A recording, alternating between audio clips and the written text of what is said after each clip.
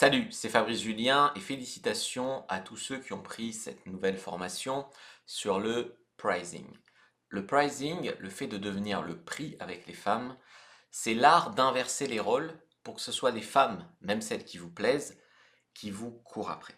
Je vais vous expliquer pourquoi très souvent, dès qu'une femme vous plaît, c'est vous qui lui courez après. Pourquoi parfois, quand des femmes vous plaisent pas vraiment, là vous avez l'impression que c'est elles qui vous veulent. C'est vraiment le pricing, un concept clé dans le sens où c'est à la frontière entre l'état d'esprit et la technique. Vous pouvez l'utiliser en tant que technique, je vais vous donner des exemples. Donc en tant que technique, tac, je reframe, je outframe, je suis le prix. Je pose un cadre avec les femmes et je deviens le prix.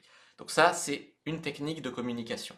Mais cette technique, elle doit devenir beaucoup plus profonde pour que ça soit un état d'esprit. Et c'est quand vous sortez de cet état d'esprit où les femmes sont le prix dans votre vie, ah, il faut que je mérite les femmes, il faut que je me mette en quatre pour mériter une femme, etc.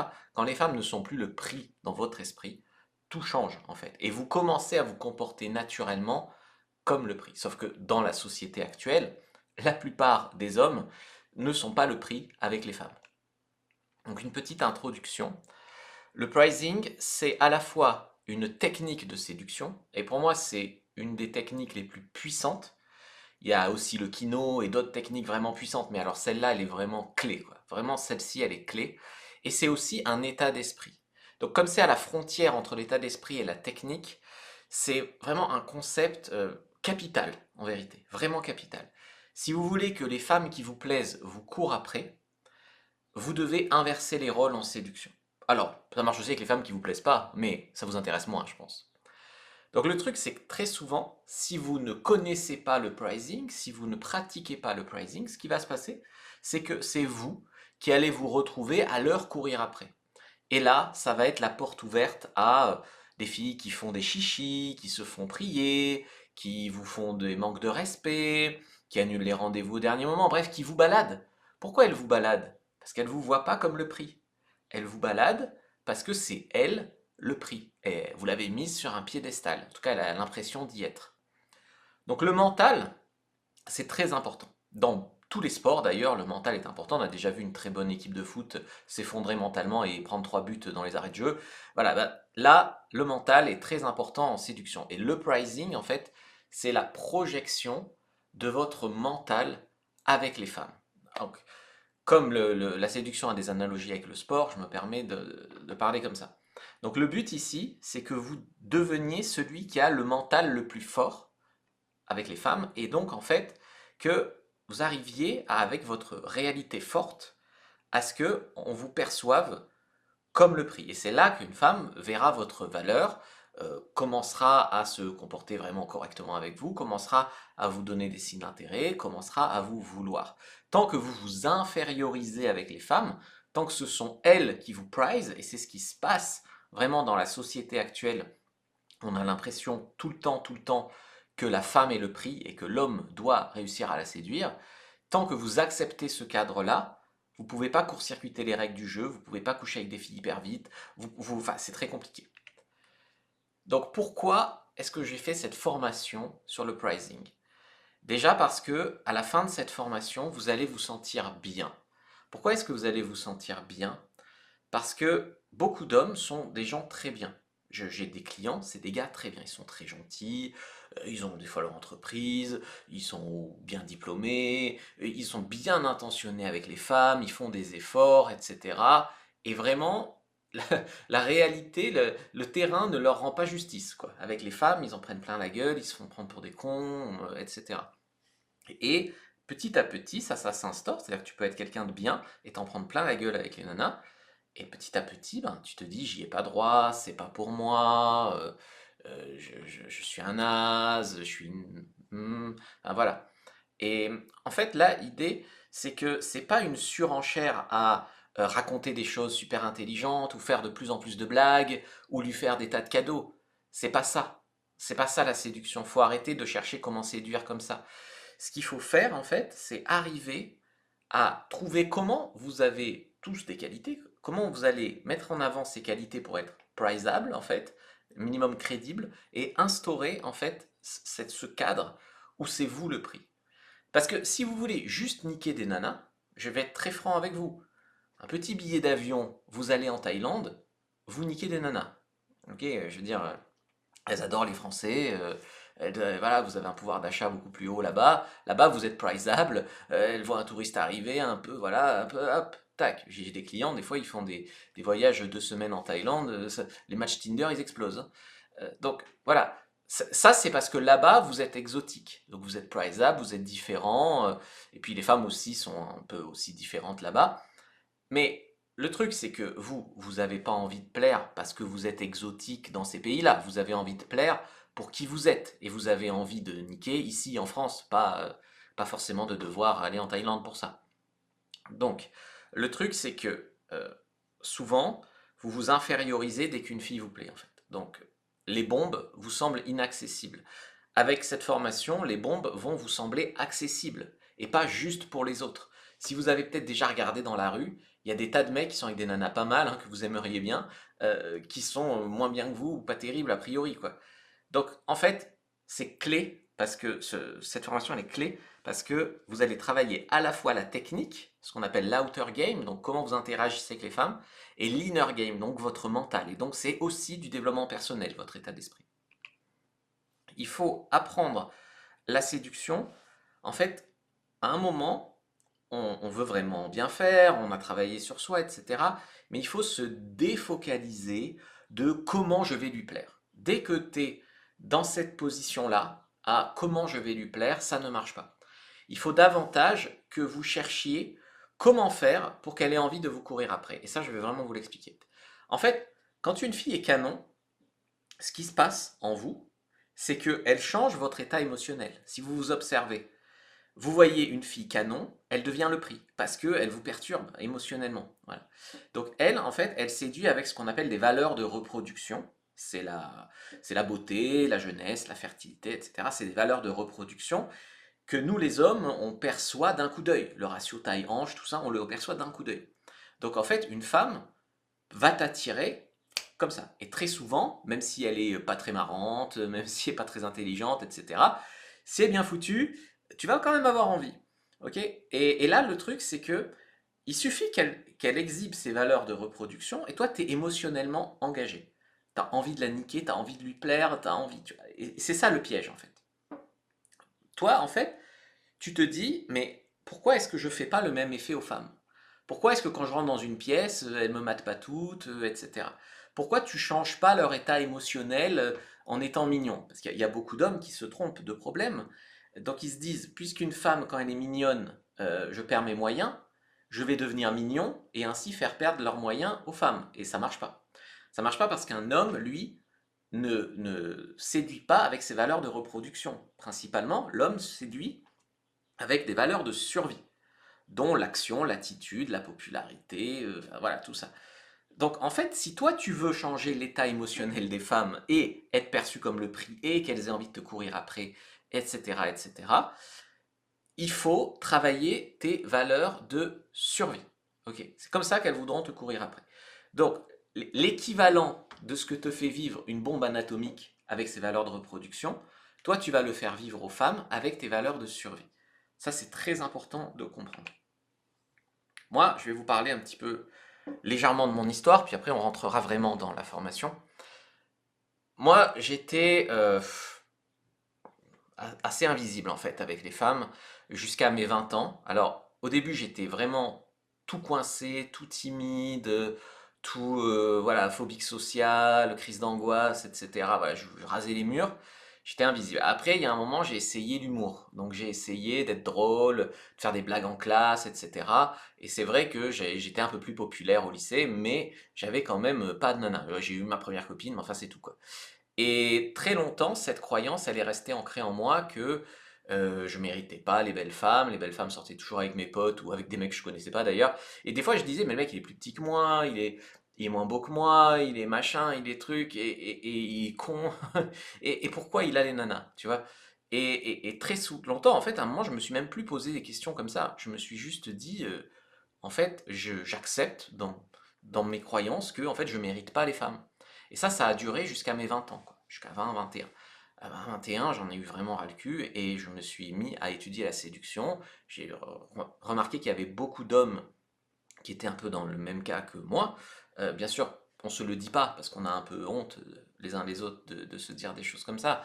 Mais quand tu parles sur des forums, sur Internet, etc., tu découvres ça. Et en vérité, c'est ça qui a commencé à amorcer mon changement de vie. Moi, ce que j'ai essayé aussi au lycée, donc essayer d'être pas le pitre de la classe, quoi, mais essayer de prendre plus la parole, faire plus des blagues en classe, etc. J'ai essayé un relooking. Donc je me suis vraiment relooké. Et si tu veux, je suis passé du petit garçon qui mettait les pulls à maman et les survêtements, quoi, à un mec mieux habillé. Ça, c'est clair que j'étais mieux habillé. Mais ça marchait pas avec les femmes parce qu'elles pensaient que j'étais gay et certaines qui me trouvaient mignon, en fait, je gâchais mes tickets parce que je n'agissais pas. Quand, quand une femme était intéressée, si tu veux, je tournais autour. Je me rappelle d'une fille qui est en première, elle s'appelait Manon. J'ai tourné autour pendant un an. Un an. Un an, on s'est cherché, j'ai jamais, une fois on a même eu un rencard, etc. J'ai jamais eu les couilles d'essayer de l'embrasser. Après, elle a pris un autre copain, et puis voilà. J'avais vraiment pas le mental. Donc, à 20 ans, j'étais pas puceau, je vais pas vous mentir, j'étais pas complètement puceau, mais j'étais presque puceau, quoi. J'avais eu une copine qui était correcte, plutôt jolie, à 17 ans. J'avais eu une fille avec qui j'avais peut-être trop bu en week-end d'inté. On avait couché ensemble dans une caravane, enfin bon, voilà. Enfin, trois autres filles, voilà, pas terribles, quoi. Je veux dire, j'étais pas là. Regardez mes potes, j'ai serré cette fille, regardez, tu vois. Et donc, en fait, ce qui a changé, ça n'a pas été de me relooker ou de faire des blagues, ou voilà. Ce qui a changé, c'était vraiment d'étudier la séduction. Parce que là aussi, je m'étais mis aussi à la muscu. Donc, j'avais des barres chez moi, voilà, j'avais plus des gros bras, etc. Mais ça changeait pas non plus, en fait. Et en fait, à un moment, je me suis dit, mais je m'y prends mal, donc je suis allé sur Internet, j'ai commencé à chercher ces requêtes-là et je suis tombé qu'en fait, j'étais pas le seul. Je suis rentré dans un truc français au départ, puis j'ai découvert que les trucs les plus puissants, ils étaient plutôt anglais, américains. C'est vrai que c'est arrivé plusieurs années plus tard chez nous, et j'ai commencé à travailler comme ça, etc. Et ce qui a changé, en fait, ça a été, un, de me donner les moyens de rencontrer plus de femmes. Donc là, en fait, je sortais plus en soirée, je commençais les sites de rencontres, enfin voilà, et aussi de travailler sur ma confiance en moi. Et ça, c'est vraiment clé. En fait, si on arrête de vouloir plaire à tout prix, donc en fait d'en faire trop, de vouloir être trop gentil, de vouloir paraître trop intelligent, de vouloir faire trop de blagues, c'était un de mes problèmes, si tu veux, je faisais trop de blagues. Euh, et qu'on commence en fait à avoir un mode par défaut où on prize les femmes. Donc à chaque fois, c'est toi le recruteur, c'est toi le sélectionneur, c'est toi le juge. En fait, tu dois intégrer ça dans ton état d'esprit. Et là, il se passe quelque chose d'intéressant. Parce que tu verras que très souvent, dans tes interactions avec les femmes, tu te mets toi-même en position d'être évalué. Toujours. Quasiment. Et en fait, quand tu arrêtes de faire ça, que tu arrives avec un cadre fort, et que tu arrives à l'imposer, ce cadre, donc en fait, il faut être mentalement fort, tu évalues l'autre. Et il vaut mieux bien sûr être la personne qui évalue que la personne qui est évaluée. C'est beaucoup plus confortable. Et puis par cohérence, la personne qui est évaluée veut plaire, tu vois, tandis que la personne qui évalue fait un peu la difficile. Donc l'idée vraiment c'est d'inverser ça, et ça c'est clé. Et quand tu passes comme ça à Prizer, tu te respectes beaucoup plus. D'accord? Tu fais plus la carpette, tu fais plus le paillasson, la serpillière avec les femmes. Tu tolères plus de comportements déplacés, des retards, des jours et des jours sans réponse, des conneries, enfin voilà. Tu lèches plus les bottes des filles, tu lui dis pas oh ton truc est trop joli alors qu'en fait elle est super mal fringuée. Tu vois, tu commences pas à enfin, lécher les bottes, ouais, il n'y a pas d'autre mot. En fait, très souvent, quand vous êtes avec une fille qui vous plaît pas spécialement, on va dire, eh bien ça, vous le faites plutôt normalement. C'est-à-dire, vous êtes vous-même en fait. Vous faites les blagues qu'il faut sans en faire trop. Quand ça un truc vous plaît, vous dites que ça vous plaît, donc vous jugez. Quand un truc vous plaît pas, vous dites rien et puis elle a bien compris que ça vous plaît pas, ou alors des fois vous dites que c'est pas terrible et elle se sent à se valider, etc. Donc, et dès que c'est une fille qui vous plaît, là, vous disparaissez, vous marchez sur des œufs, vous devenez quelqu'un d'autre. Mais en fait, à part vos barrières mentales et votre infériorisation, parce qu'il faut travailler sur votre confiance en vous et votre estime de vous, rien ne vous empêche de vous comporter comme un recruteur sur toutes les bombes atomiques que vous rencontrerez. Et la vérité, c'est qu'au fond, c'est vous qui vous interdisez de faire ça. Moi, je me l'interdisais à l'époque. Et vous vous l'interdisez sûrement encore parce que vous ne vous sentez pas légitime. Et en fait, il y a un moment, il faut arrêter de ne pas se sentir légitime, quoi. Il y a un moment, il faut y aller. Et ce qui va se passer est intéressant. C'est-à-dire que tu vas prizer des femmes. Des fois, des nanas pas terribles, tu vas essayer de les prizer, elles vont pas se laisser prizer. C'est-à-dire, tu vas te faire, ça va pas marcher. Des fois, tu vas avoir des filles super canons, tu vas essayer de les prizer, elles vont se mettre en position de validation pour te plaire.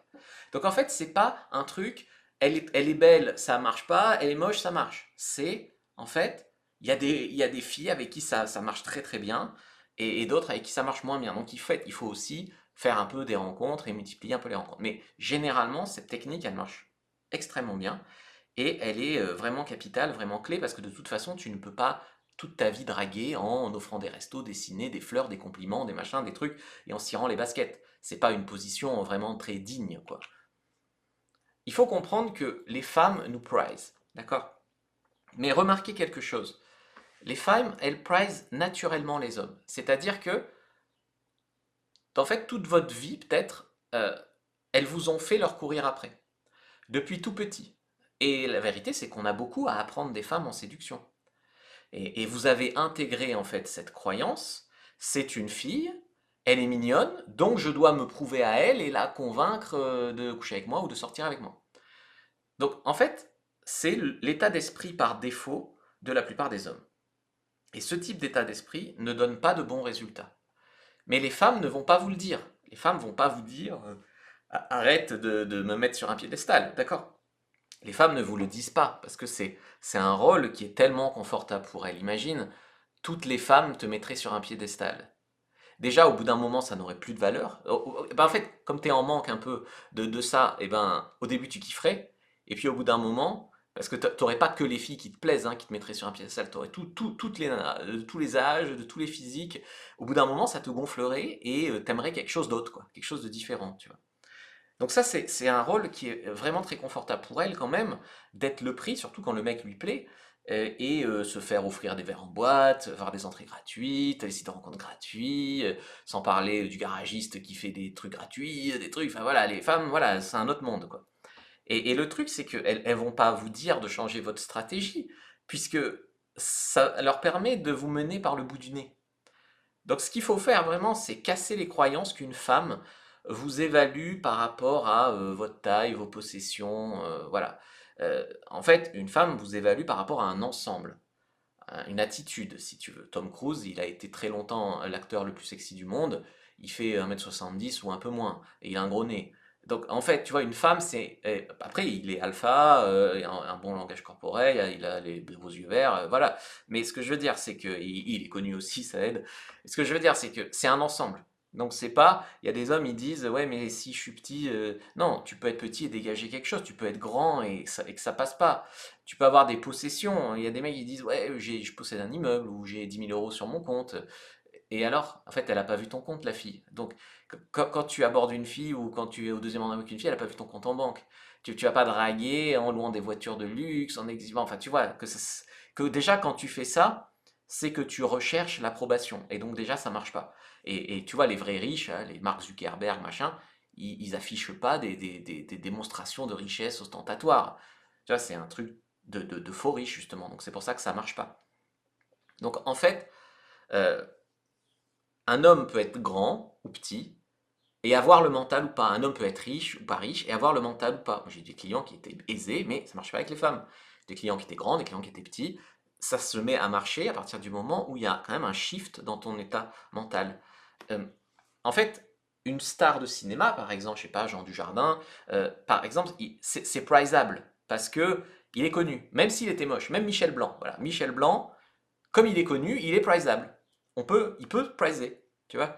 Donc en fait, il faut que tu travailles quand même sur ta vie un minimum, sur ton développement personnel, pour avoir une ou deux qualités quand même pour être priceable. C'est bon, c'est difficile, euh, simplement quand tu dégages rien du tout, de pricer une fille. Voilà. Donc ce qu'il faut, c'est quand même un minimum. Mais ce qui est vrai, c'est qu'on peut tout à fait être normal Je me considère comme normal en fait, je me considère pas comme beau gosse, je me considère pas comme très musclé ou très riche, ou voilà, juste normal, et pricer les femmes. Et en fait, pricer les femmes, c'est la clé. Mais il faut être juste un minimum crédible. Donc, pricer, c'est quoi? C'est quand tu vas lui dire non, quand tu vas la faire douter, quand tu vas la taquiner, la provoquer, quand tu vas être là où elle t'attend pas, où tu vas être très différent de ce que font les autres. Donc, c'est ce que je vais vous expliquer dans la suite de cette formation. C'est l'art du pricing. Et c'est vraiment clé, c'est vraiment capital dans votre game. Donc, si vous ne connaissiez pas le pricing, par exemple, c'est vraiment une notion que vous devez découvrir. C'est indispensable. Voilà, je ne peux pas dire autre chose, c'est indispensable. Donc, on y va.